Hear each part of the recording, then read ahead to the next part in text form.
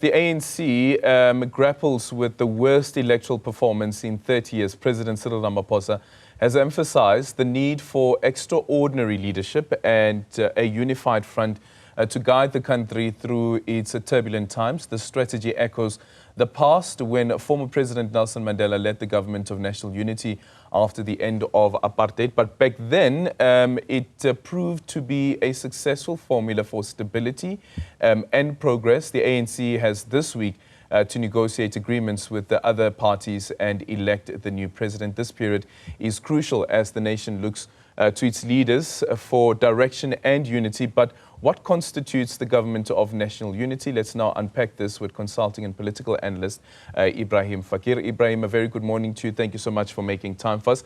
I guess also the difference between the 1994 government of national unity and this one is that that one was actually legislated and there was an interim constitution in place up until 1996, and then eventually in 1996 the National Party deciding that, listen, we will go and sit on the opposition benches. So what's the difficult task that the ANC faces now? Well, obviously, the context is fundamentally different. In that 94, you had grand societal transition, and as you rightly say, this is somewhat regulated by the then interim constitution. Now, essentially, Aldrin, what's going on is it's a private negotiation between different political parties, right? And these political parties are obviously going to base their negotiations on two things. One would hope, first, that it would be the prevailing public interest, that whatever deals they strike would have some public value. And thirdly, that a component of that first part is that it stabilizes public institutions and public processes and procedures away and insulated away from the kind of interference and abuse that we saw over 10 years, over a decade, close to a decade, if not more. Mm-hmm. So that's the first part. The second thing they would premise it on, and I suspect, though one hopes that this would be less the priority than the first one, is that what's in their interest as a political party. So they go into these negotiations thinking, what do we do about our own prospects come the next local election, but more importantly, the next national election. And what that means is it creates a context of the potential for brinkmanship, for obstructionism, because literally you want to show up the other parties because you want to increase your own prospects. And we've seen that happening at the Metro. So it's a distinct danger, but one hopes that the former will predominate over the latter. Yeah. Also important to these conversations as well is, I guess that I was speaking to Paddy Lohutla, the former statistician general of the country, and he had said that he'd hope that negotiations would happen even before we go into the election so that we have what he calls the People's Manifesto. So the People's Manifesto is absent as these negotiations are taking place and trying to formulate something that is in the interest of the nation. But you look at some of the proposals that have come through from various political parties. For instance, today, the Business Day is arguing that the DA has set out 6 principles that should inform the new administration. And one of those include the independence of the Reserve Bank, protection and promotion of the Constitution, and a sustainable fiscal framework, creating a corruption-free public service and the continuation of Operation Vulindlela. So here are political parties who didn't win an outright majority, but they also have their own demands that they are putting on the negotiation table. Well, the difficulty this time around is obviously given that no one has a majority, and in some instances, even if 2 parties come together, they can't actually form this majority. So that's the first prevailing problem. The second is the former statisticians general's kind of idea of this pre-election negotiation or pact, if you want to call it that.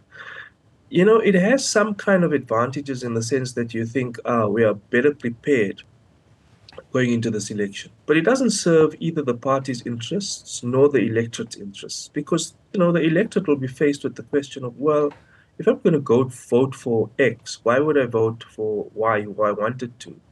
Because it appears that they can end up with the same thing. And the parties themselves think, well, if we go into this pact before the election, we're sending mixed signals both to the electorate, but also to our own membership. what happens to our own policy agenda. So one ideally hopes that those things are actually negotiated after an election through a parliament, because that's why you elect a parliament. Parliament, the actual place for a national dialogue, right? It's actually the place Yeah. also where negotiation happens between political parties. So the pre-election pacts don't always work, and they can actually create more problems than they solve. The problem now is that the Constitution says 14 days. So you've got a whole lot of things that you want to thrash out. And there's some parties which are going to be responsible about placing on the table something that's meaningful around which you can negotiate. And then there are those who are just going to play the game of making almost impossible demands, and they themselves would then exclude themselves from the process. Now, if parties exclude themselves from the process through demands which are literally impossible to meet, then you got to really answer the question about whether they're sincere about the negotiation on the first part of issues that I spoke about, that is public value and public interest, or are they all about their own insular parochial interest as a political party? Now, that's rational. A party wants to be in positions of authority and, more importantly, in power and influence. And that's the rationale for their existence. The problem now is that we are facing a major crisis. We may not have the crisis we had in 1994 or the period 1990 to 1994, where actually you're ushering in a grand societal transition from one form of political authority to another. Now you are in conditions of fairly normal democracy, but you have major social crises. Yeah. You have a major economic crisis. You have an institutional crisis. So the context is obviously different, but the social and political economic crisis is fundamentally the same. So you need something else. You need something more responsible. We had an opportunity to regulate the way in which some of this stuff would work. For example, put in thresholds. Second, you could have a whole range of other regulatory instruments. Not all of them work, by the way. But here we have absolutely nothing, and we're leaving it fundamentally to the discretion of these self-interested actors who are going to this negotiation with two eyes on one prize. Yeah. What do you read into the stance that has been taken by the EFF? They're saying that they are open to the idea of a government of national unity, but it must not include the Democratic Alliance. It must not include Freedom Front Plus. And you think back to 2016, after the local government elections, I remember it was a press briefing in a open field somewhere in Alexandra. And the EFF was faced with that question as well, with the hung municipalities. Which political party would you be voting for? And the EFF at the time said that they will choose, quote, the better devil. And the better devil for them at the time was the Democratic Alliance. And now they want absolutely nothing to do with the Democratic Alliance when it comes to power sharing. Well, it will be not untrue to say that the EFF is both a faction of the ANC and a faction of the DA. I mean, in 2016, they didn't merely just share power. They literally handed it over. But I'm wondering whether a party with less than 10% support should be or ought to be in any position to make non-negotiable demands, firstly. Secondly, you've got to ask serious questions about the ability to post-fact rationalize certain decisions which they make.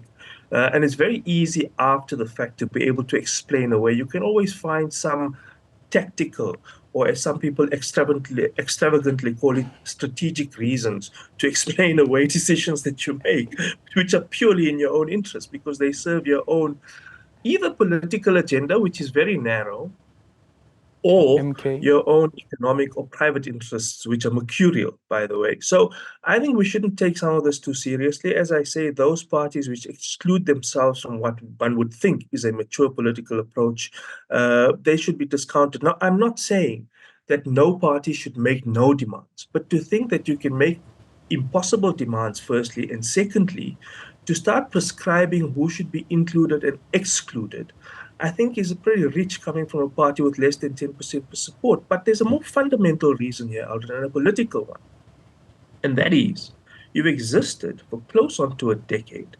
A political party which has had the instruments of state at their disposal, the organs of the party, every policy instrument available, the might of government and government institutions, and yet they were unable to serve this so-called black agenda, firstly. Secondly, you got to ask the question about if these parties have so much in common and they were underpinned by this particular agenda, why on earth weren't able to prosecute it over the period of time in which they did have access to all of this stuff?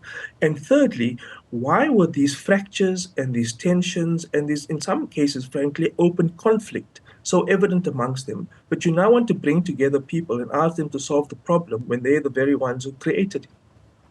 Ebrahim Fakir, thank you so much for your time. They're speaking to us about the Government of National Unity and also negotiations around it. And the deadline, of course, is looming, and the National Assembly needs to be formed, as we know, within 14 days after the declaration of the election results, which happened 2 Sundays ago.